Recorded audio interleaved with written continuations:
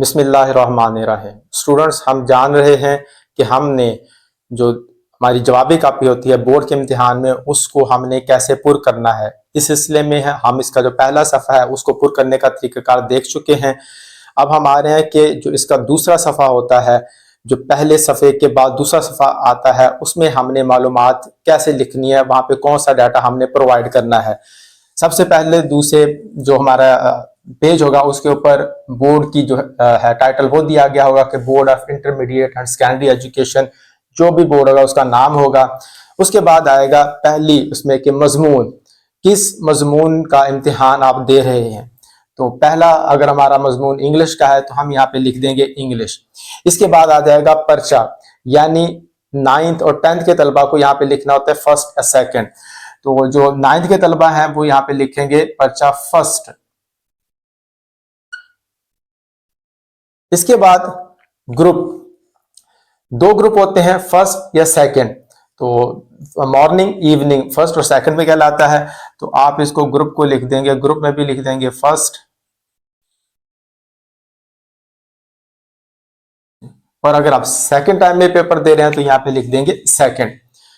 इसके बाद आपने रोल नंबर लिखना है इन मखसूस खानों में, जैसे यहाँ पे लिखा गया 3,18,411, और इसको आपने उर्दू में या इंग्लिश में लिखने की भी आपकी अच्छी प्रैक्टिस होनी चाहिए कि आप उसको जो है वो बगैर गलती किए उर्दू और इंग्लिश में लिख सकें। 3,18,411। इसके बाद आप उम्मीदवार अपना नाम लिखेगा। फर्ज करें उम्मीदवार का नाम है कासिम खान, तो वो यहाँ पर अपना नाम जो है वो लिख देगा।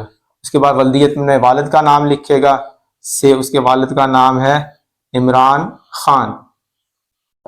इसके बाद आ जाएगा इम्तिहान, सालाना या ज़िमनी।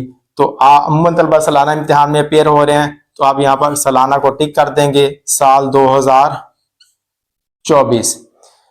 अब आगे आ जाएगा कि नाम इम्तिहानी सेंटर, यानी जिस सेंटर में आप बैठे इम्तिहान दे रहे हैं, जिसका पता आपकी रोल नंबर स्लिप के ऊपर लिखा हुआ है। मिसाल के तौर पर यहाँ पर मैं लिख देता हूं कि ये जो तालिब इल्म है ये सादिक डैन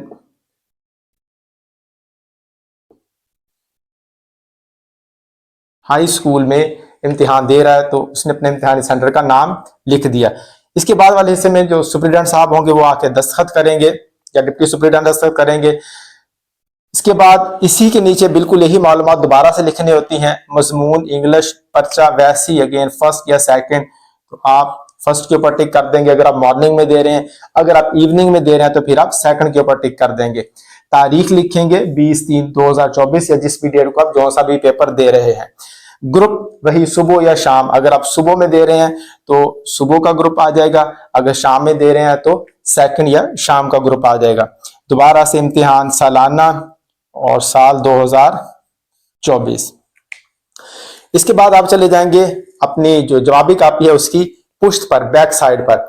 वहां पे जब आपको एमसीक्यूज वाला पेपर दिया जाएगा तो उसमें पेपर कोड लिखा होगा, वो पेपर कोड आप यहाँ पे मखसूस जगह पर लिख देंगे। जैसे यहाँ पे लिखा गया 5430। ये लिखने के बाद आप इसके जो बबल्स हैं उनको फिल कर देंगे।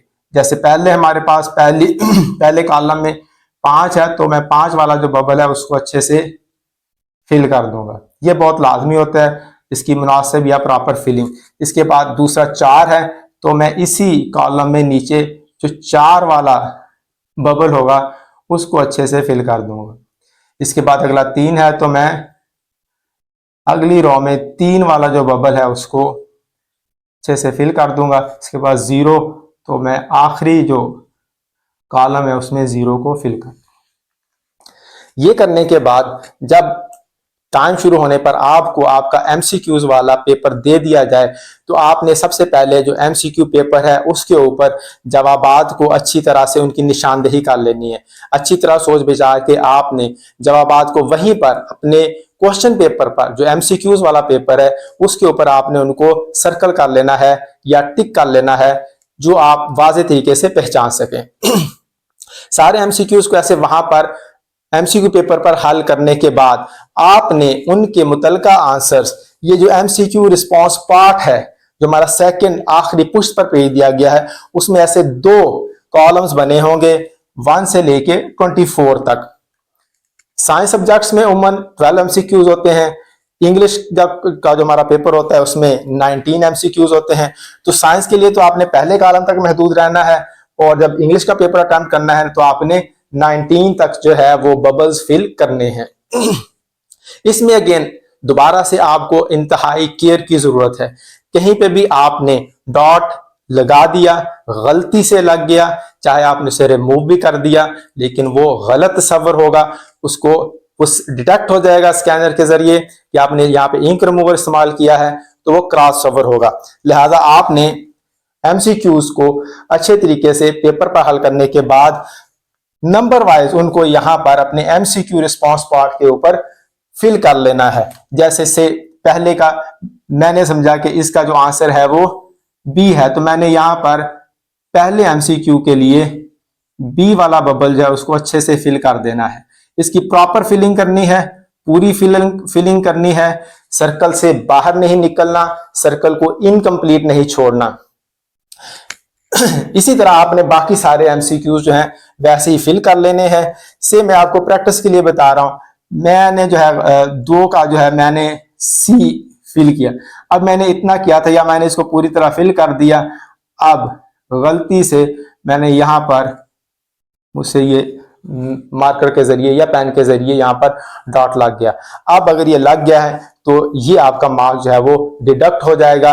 अब चाहे इसे रिमूव करें, इसको डबल फिल कर दें, दोनों सूरतों में ये गलत सफर होगा। लिहाजा आपने बहुत ज्यादा एहतियात करनी है। सबसे पहले MCQs को पेपर के ऊपर हल करें, उसके बाद उन जवाबात को जो है उनके मुतलका MCQ रिस्पॉन्स पार्ट पर उनके मुतलका बबल्स में मुतलका नंबर्स के सामने सही तरह फिल करें, तसल्ली से करें, परेशान होने की जरूरत नहीं है। अगर आप परेशान होंगे, कंफ्यूज होंगे, तो फिर आपसे मिस्टेक हो सकती है। यहां पर हल्की सी गलती भी आपके पूरे नंबर की कमी डिडक्शन का सबब बनेगी। लिहाजा आपने इनको अच्छे से फिल कर लेना है। मैंने प्रैक्टिस के लिए ये सारे जो हमारे 3 पोस्टर मध्य हैं, जो पहला पार्ट इसका जवाबी कॉपी का, ये दूसरे वाला, और ये MCQ रिस्पॉन्स पार्ट जो है, जो बोर्ड की सैंपल कॉपीज हैं, वो मैंने यहाँ पर इस वीडियो के नीचे पहले कमेंट में पिक्चर उनकी अपलोड कर ली है। आपको यहाँ पर कोई कंफ्यूजन हो, आप जाके वहां पर देख लें कैसे फिल की गई हैं। फिर भी कोई इशू हो तो आप नीचे कमेंट करके उसका अपनी कंफ्यूजन के बारे में पूछ सकते हैं। बहुत शुक्रिया।